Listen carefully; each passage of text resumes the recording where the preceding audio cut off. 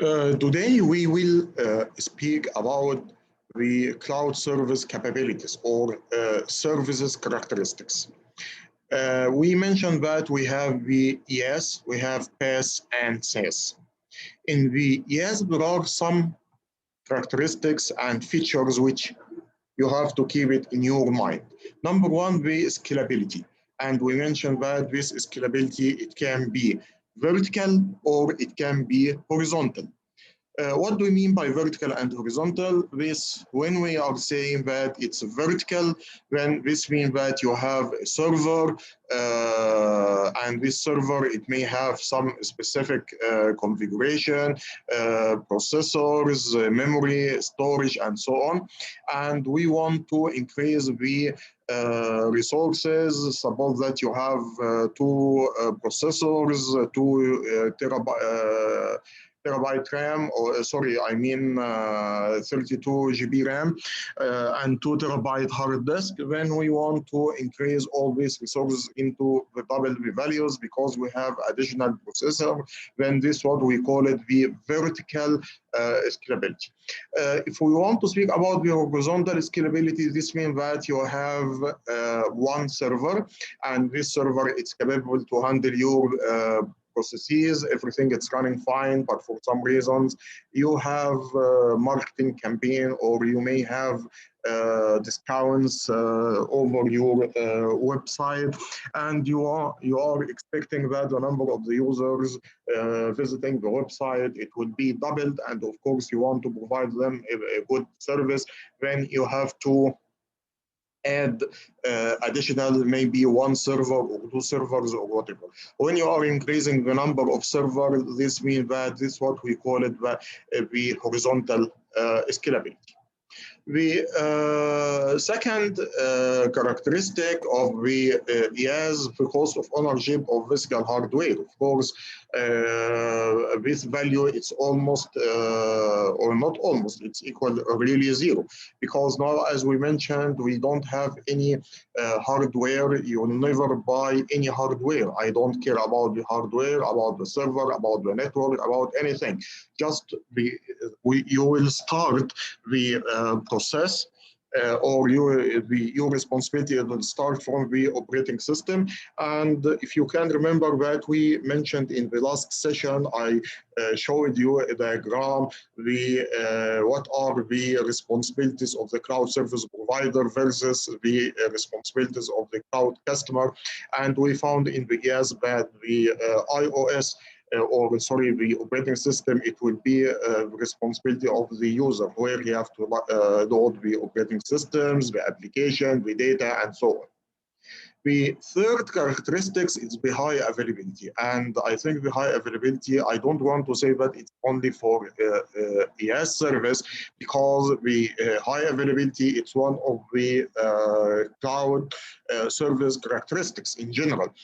Even you have IaaS, PaaS, SaaS, or everything as a service, whatever it is. Because as we mentioned, the cloud, it's by the end of the day, it's a data center, and this data center, it's located somewhere, maybe in Europe, America, or wherever. And of course, if you are working with a professional cloud service provider, then this professional cloud service provider, they will have only one location. We will have multiple locations. And of course, the data and the VMs, it will be replicated across these multiple data centers. Then if the production data center where you are connected is down for any reasons, then automatically the VMs and it will be migrated into the other data center, and the data, it should be replicated already, and you will be able to access your application data without any failure. Only you may, it depends, but you may feel some delay of performance degradation for few seconds and maximum few minutes till the other data center is up and running. Of course, this depends upon the architecture and the design of the cloud service provider. But if we are speaking about the big names, then I'm quite sure that this it will take maybe a few seconds. Usually the availability, it will be defined by number of nines. You will hear this expression 394959. When we say 39, this means that it's 99.9%.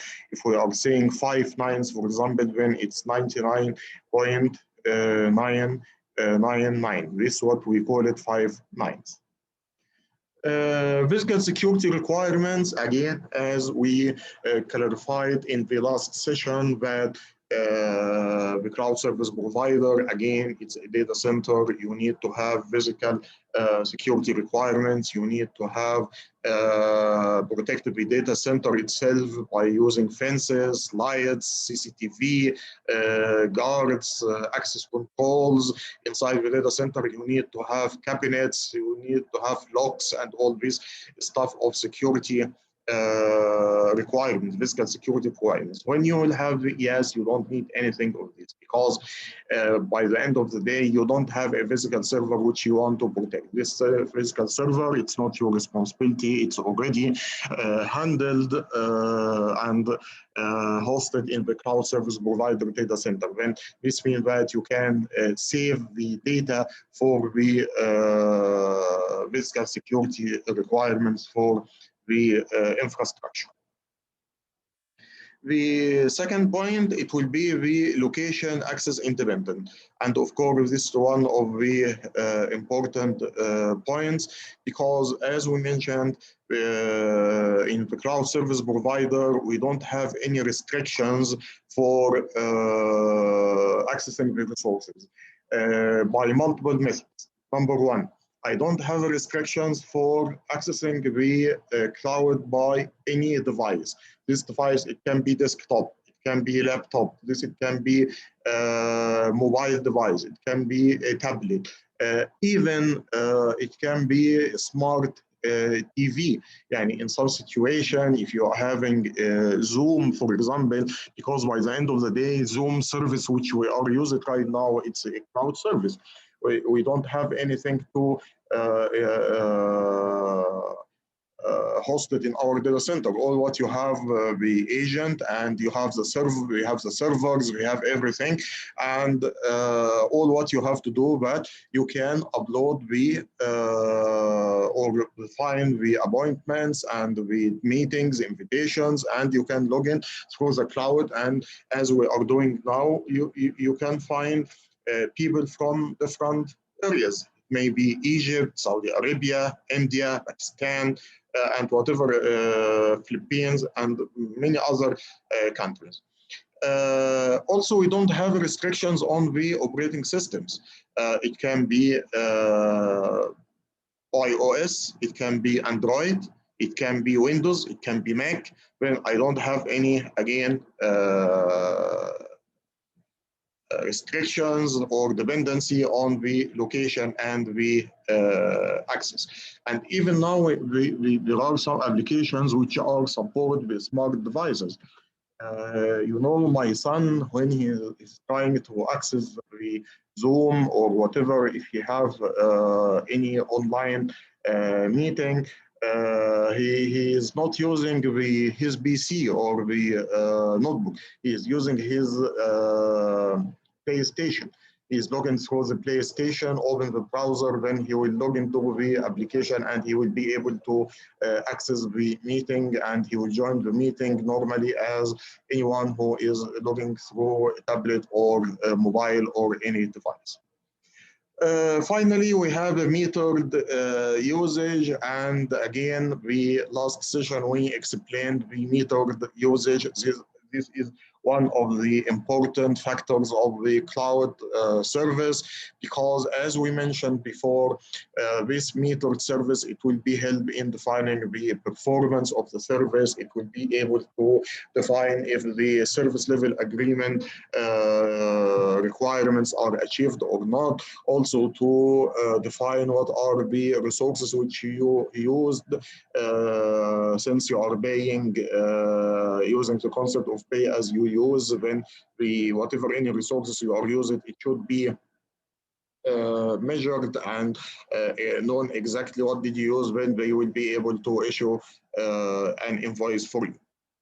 Finally, we have a potential for green data center. Of course, this is not related to cloud service providers, but anyway, we consider that it's nice to have, or it's an additional feature that the data center it's healthy and it's not affect the environment, and it's not causing any pollution and so on. Another the service, it will be the PaaS, platform as a service, and as we mentioned that auto scaling, and it can be scaled, and this it will be a very important feature for the platform as a service. If any one of you used to work in development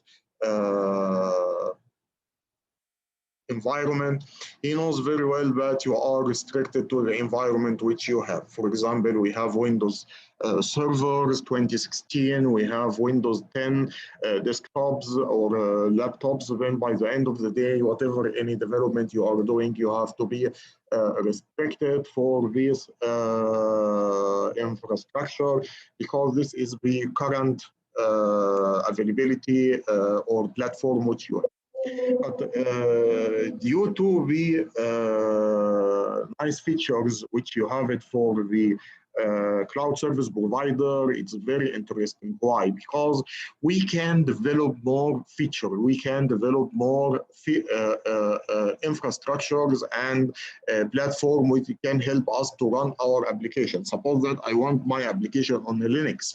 Then if it's in normal situations, this it will not be easy. But in environment like the cloud, all what you have to do that you have to get the service and provision a server, install the Linux on the server, then it's up and running within less than an hour, and you are able to install your application and run it and check if its performance it will be better or not. Then this means that you will be able to run your application on a different environment. If you are hosting the data center in your side, this it will not be easy. This it will cost you time, and it will cost you the money as well.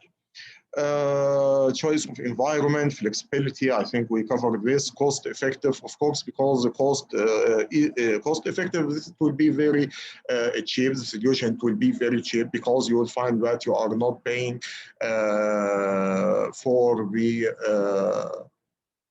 programming language. What you have to pay only a license, and you are paying only what you will use. When if you are using the programming language and the platform for developing the application with say 6 months per year, then you have to pay for these 6 months. But if you have it as a data center, then this means that you have to pay for the 1 year, even if you are not use the resources for the whole time.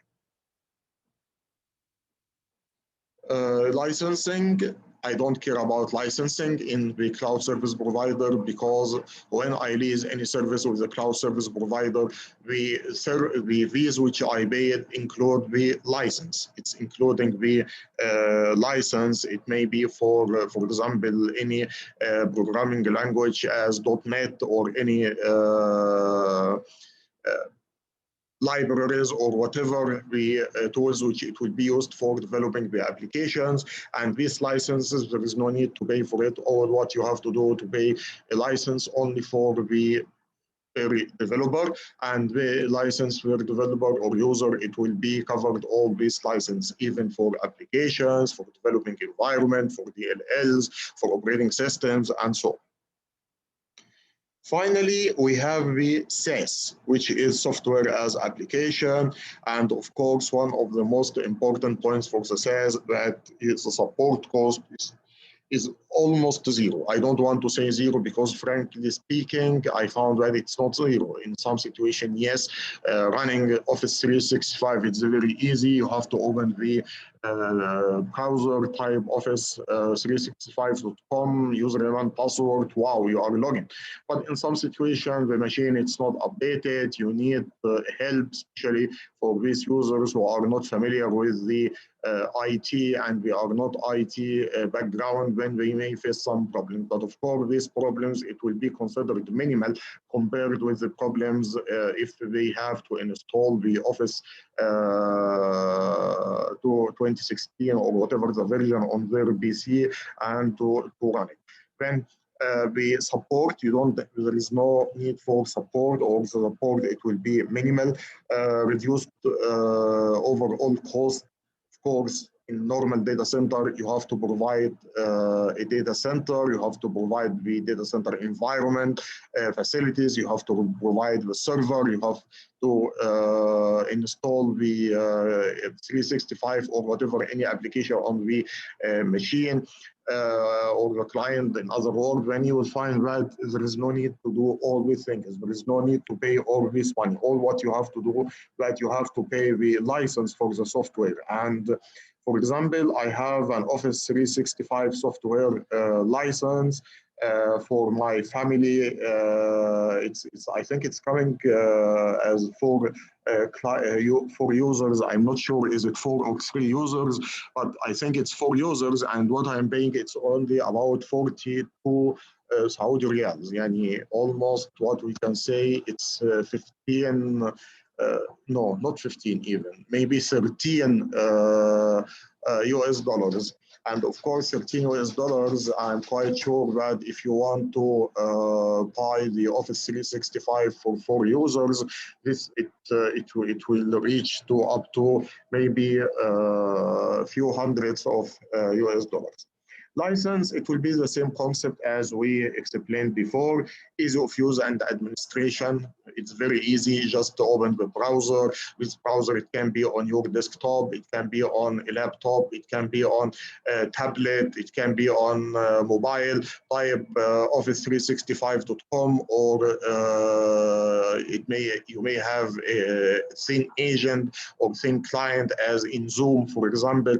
What you have to do, that you have to load the Zoom client, join the meeting. Congratulations, you are in.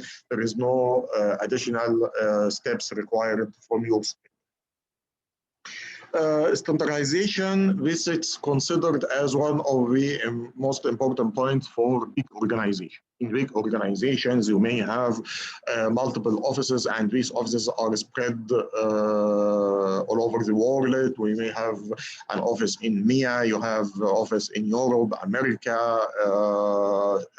Australia, whatever the location. You will find that in some situation you may have Office 2016 in MEA, and it may be in other city, it may be 2013, because there was a problem in the upgrade, because you don't have the resources, or you are afraid to make the upgrade because you don't have enough operation team, or it may be a matter of license, you don't have enough license to make the upgrade, and so on. Then all this stuff, it will affect the standardization for the different locations. But when we will have the office or the cloud solution, this we don't have any problem like that, and it will be very easy that just the cloud service provider, it will provide you the specific upgrade or the version, and this version, it will be common for all the users. Any questions?